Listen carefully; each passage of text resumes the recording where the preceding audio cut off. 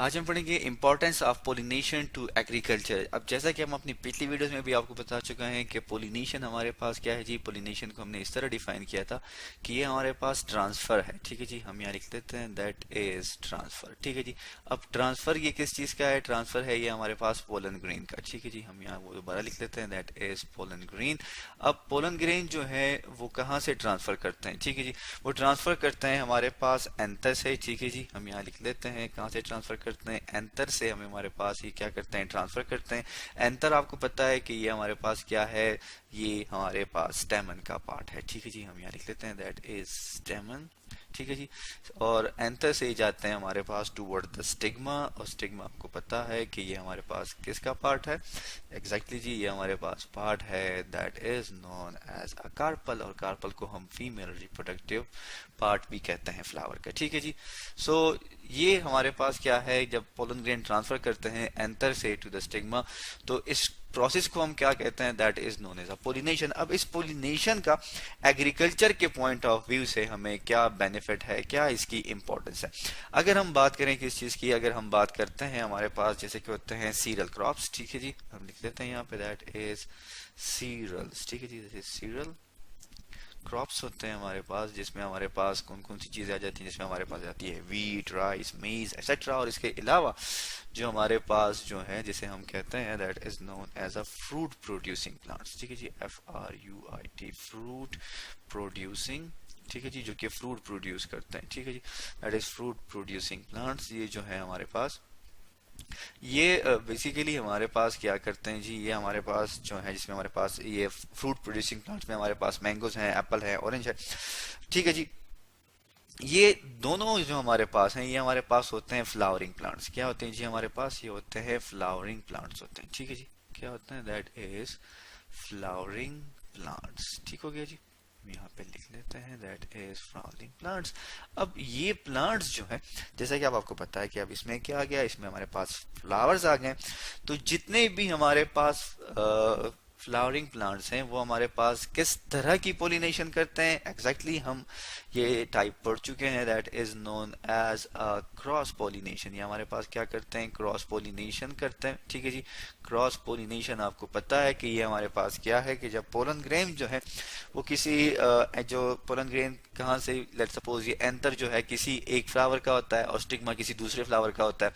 ठीक है, और इस एंथर से जब इस स्टिग्मा में जाएंगे, किसी दूसरे फ्लावर के स्टिग्मा में जब जाते हैं ये पोलन ग्रेन्स, इसको हम क्या कहते हैं? इसको हम कहते हैं क्रॉस पोलिनेशन। ठीक है जी, हम इसे क्या कहते हैं? Cross pollination.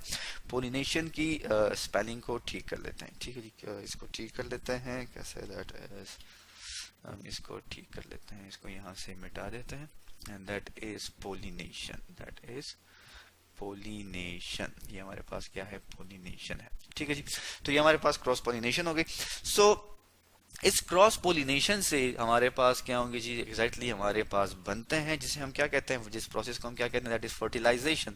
फर्टिलाइजेशन क्या है? फर्टिलाइजेशन आपको पता है कि ये हमारे पास वो प्रोसेस है जिसमें हमारे पास दो गेमीट्स, कौन से गेमीट्स? मेल गेमीट और फीमेल गेमीट जो है वो आपस में मिलते हैं। ठीक है जी, दैट इज फर्टिलाइजेशन। या हम इसे ये भी कहते हैं कि जब मेल गेमीट जो है वो फीमेल गेमीट के साथ मिलता है, इस प्रोसेस को हम क्या कहते हैं? फर्टिलाइजेशन।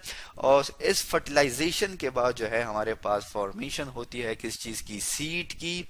ठीक है जी, और सीड पे कन्वर्ट होता है अगेन किस चीज में? फ्रूट में।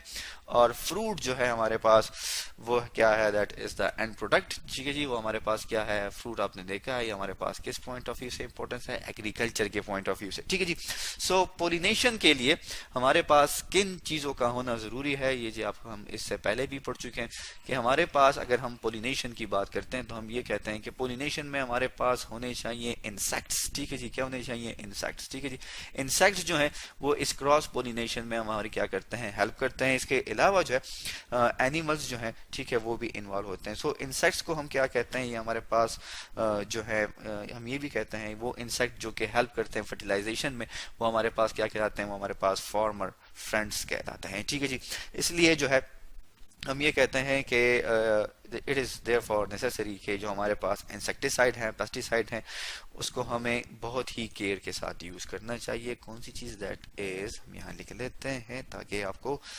समझने में आसानी हो, दैट इज इंसेक्टिसाइड्स। इंसेक्टिसाइड्स हमारे पास क्या है? इंसेक्टिसाइड्स या पेस्टिसाइड्स हमारे पास वो दवाइयाँ होती हैं, ठीक है जी, जो कि मोस्टली हम क्या करते हैं, यूज करते हैं इंसेक्ट्स के अगेंस्ट, जो कि क्या करते हैं, जो कि क्रॉप्स को खराब करते हैं।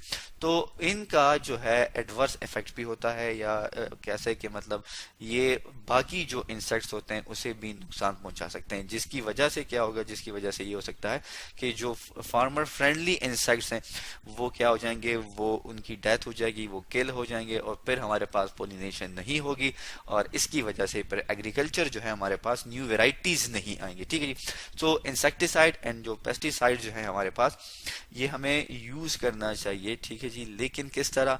विद ग्रेट केयर, ठीक है जी। हम यहाँ लिख लेते हैं ग्रेट केयर, ठीक है जी, बहुत ही एहतियात के साथ हमें ये यूज करना चाहिए। ऐसा ना हो कि हम उन इंसेक्ट्स को भी खत्म कर दें जो कि क्रॉस पोलिनेशन के लिए जरूरी है। तो ये हमारे पास बेनिफिट्स हैं, इंपॉर्टेंस है किस चीज की, that is known as a pollination to the agriculture. तो हमने आज डिस्कस किया किस चीज के बारे में, कि पोलिनेशन जो है उसकी एग्रीकल्चर पॉइंट ऑफ व्यू से इंपॉर्टेंस क्या है, कि ये हमारे पास न्यू वेराइटीज लेके आता है, और न्यू वेराइटीज जो है ये हमारे पास फिर हमारे पास फ्रूट की फॉर्मेशन होती है, ठीक है जी, और वो फ्रूट्स जो है उनके टेस्ट में, उनके साइज में, और इसके अलावा उनके जेनेटिक मेकअप जो है उसमें डिफरेंस आ जाता है। तो आज हमने पढ़ा that is known as the importance of pollination to agriculture के बारे में।